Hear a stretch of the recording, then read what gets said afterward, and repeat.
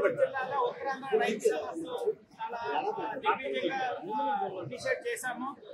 ఈ సదస్సు యొక్క ముఖ్య ఉద్దేశం ఏంటంటే ప్రతి రైతు బిడ్డని ఒక పారిశ్రామికవేత్తగా తీర్చిదిద్దే విధంగా ఇక్కడ మనం ఇనిషియేట్ చేస్తున్నాం.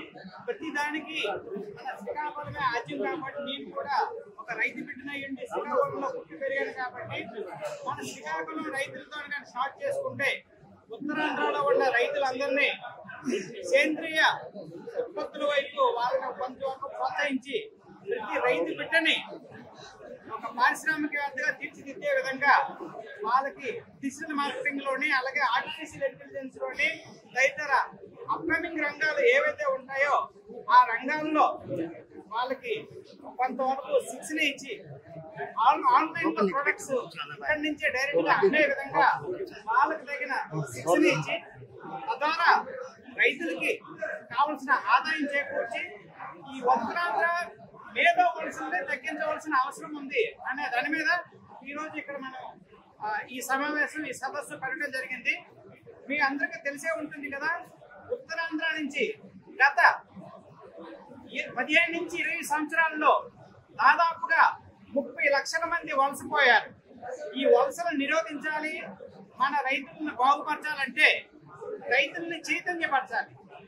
తద్వారా సేంద్రియ ఉత్పత్తులను మన ఉత్పత్తులు ఏవైతే ఉంటాయో సేంద్రియ ఉత్పత్తులను పెంచి రెగ్యులర్ గా వాడే చెరుకు అలాగే వరి కాకుండా వాణిజ్య పంటల వైపు ఉద్యాన పంటల వైపు వాళ్ళని మళ్లించి ఆ ఉత్పత్తుల్ని వాళ్ళ పిల్లల ద్వారా డిజిటల్ మార్కెటింగ్ ద్వారా ప్రపంచం అంతటికి అలాగే మిగిలిన సిటీస్ ఆఫ్ ఇండియా కూడా ఎక్స్పోర్ట్ చేయగలిగితే ప్రతి ఉత్తరాంధ్ర రైతు బిడ్డ ఒక పారిశ్రామికవేత్తగా ఎదిగే అవకాశం ఉంది.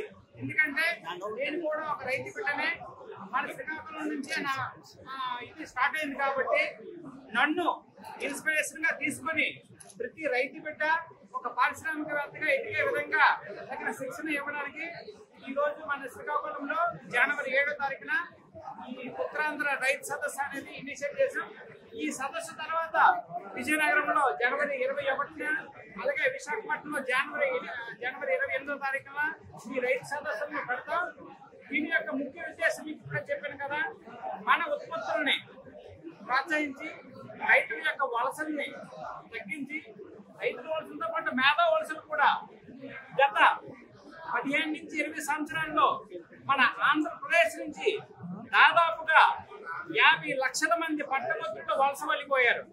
ఎందుకంటే ఇక్కడ ఉపాధి దొరక్క కొన్ని వలస వెళ్ళిపోయిన తర్వాత వాళ్ళు ఏమైనా హ్యాపీగా ఉన్నారంటే వాళ్ళు కూడా 15 సంవత్సరాల నుంచి 20 సంవత్సరాల ముసలాళ్ళు అయిపోయిన తర్వాత మన సంస్కృతి సాంప్రదాయం అనేది వాళ్ళ పుట్టిన పిల్లలకి అంతవరకు ఉండకపోవడం వల్ల, ఎందుకంటే వాళ్ళ తాతలు ఎక్కడ ఉంటున్నారు, యవనంగా ఉన్న వాళ్ళు అక్కడికి వెళ్ళిపోయి వాళ్ళ పిల్లలకి మన సంస్కృతి సాంప్రదాయం అనేది ఎడాప్ట్ అవ్వకపోవడం వల్ల వాళ్ళ పిల్లలేమో వీళ్ళని వృద్ధాశ్రమాలకు పంపిస్తున్నారు. సో ఏ రైతు బిడ్డ వాళ్ళ తల్లిదండ్రులను వృద్ధాశ్రమాలకు పంపించదు. ఈ కల్చర్ అనేది చేంజ్ అవ్వాలంటే ప్రపంచీకరణ మనకి అందుబాటులోకి వచ్చింది. మన ఉత్పత్తులను కానీ మనమే ఇక్కడి నుంచి డిజిటల్ మార్కెటింగ్ ద్వారా అమ్మి దళారీ వ్యవస్థను నాశనం చేస్తే ప్రతి రైతుకి తగిన గిట్టుబాటు ధర వస్తుంది. తద్వారా రైతుల యొక్క పిల్లలకి ఉద్యోగాలు కల్పిస్తాం. సో దీనికోసమైనా ఈ సదస్సు స్టార్ట్ చేశాము. అలాగే మా పల్సస్ యొక్క ప్రాధాన్యత ఏంటి, పల్సస్ యొక్క ముఖ్య పాత్ర ఏంటంటే పల్సస్ అనేది ఇంతవరకు హెల్త్ ఇన్ఫర్మేటిక్స్ అలాగే డిజిటల్ మార్కెటింగ్ హెల్త్ రిలేటెడ్ ఉద్యోగాలు మాత్రమే ఇచ్చాం.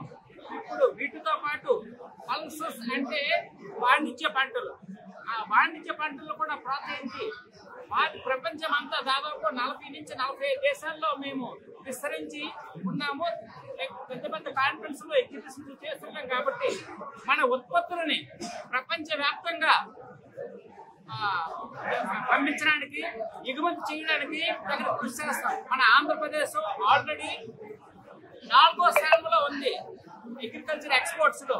సో దీన్ని మరికొంచెం అభివృద్ధి పరిచి దీనికోసమనే ఇప్పుడు రీసెంట్ గా global tech summit G20 summits అనేది ప్రపంచం అంతా మనం చేసాం. G20 సమ్మిట్స్ ప్రపంచం అంతా చేసాం.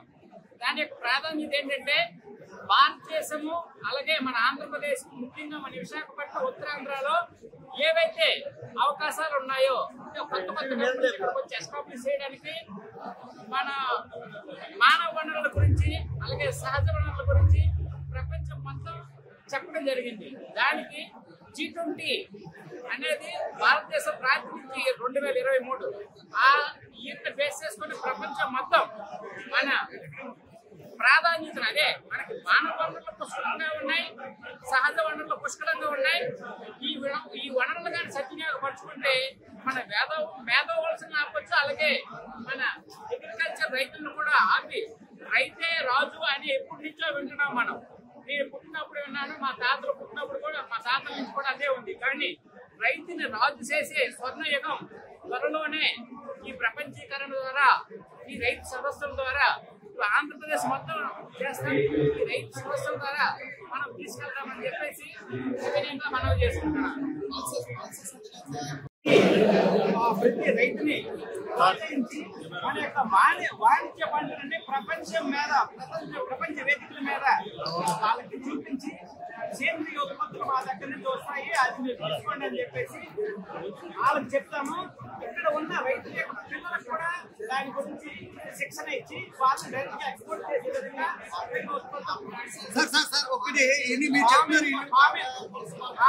ఫార్మింగ్ పొటెన్షియల్ ఉంది. ఎందుకంటే రీసెంట్ గా మేము European business technology centre Europe లో ఏదైతే అధునాతన వ్యవసాయ పద్ధతులు ఏవైతే ఉన్నాయో ఆ వ్యవసాయ పద్ధతులని మన ఆంధ్రప్రదేశ్ లో పెట్టడం కోసం ఒక ఎంఓయూ చేయడం జరిగింది.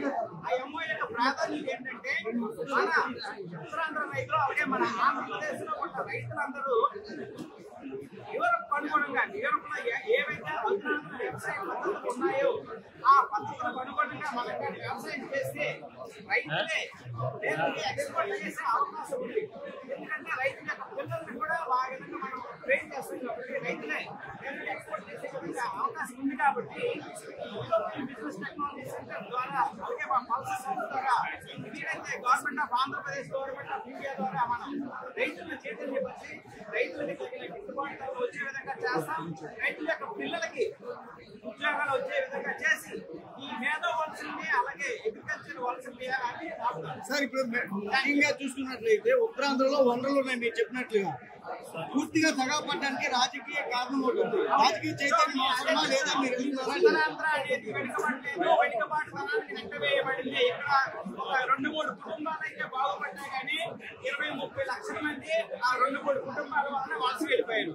సో ఈ కుటుంబాలను పోవాలి, ఉత్తరాంధ్ర వలస ఆగాలి అంటే ప్రతి రైతు బిడ్డలో చైతన్యం తీసుకొచ్చి రైతు బిడ్డలు ఎంటర్‌ప్రెన్యూర్స్ గా తీర్చిదిద్దే విధంగా మనం ఇలాంటి సదస్సులు కానీ రెగ్యులర్ గా పెట్టుకుంటే డెఫినెట్ గా వాళ్ళలో చైతన్యం వస్తుంది. రెండో ఎగ్జాంపుల్ గా తీసుకొని వాళ్ళు లోకల్ లెవెల్ లో ఎగ్జిక్యూట్ చేస్తే అదే గ్లోబల్ లెవెల్ బిజినెస్ అవుతుంది. అందుకోసమని ఈ రోజు ఈ ఉత్తరాంధ్ర రైతు